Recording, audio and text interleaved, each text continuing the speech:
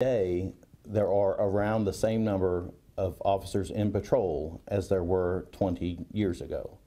The problem with that is the bigger the area, the more houses, the more people, the more calls for service we receive.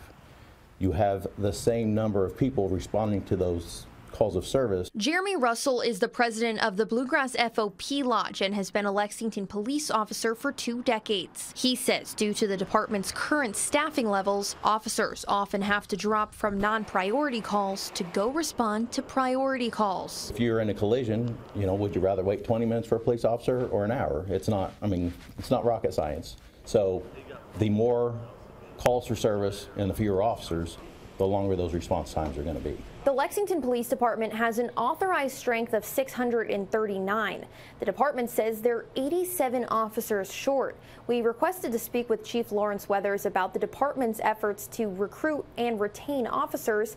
Instead, we received a statement reading in part, quote, "While the police department may not be at authorized strength, we are ensuring areas such as patrol are appropriately staffed to answer calls throughout the city." According to records obtained by WKYT, the Lexington Police Department has 282 patrol officers. They're split between 3 sectors: west, central, and east. But those officers are also split between 3 shifts. That means during 3rd shift, for example, there are just 30 officers on patrol for the entire central sector. Numbers are facts. You can't change those.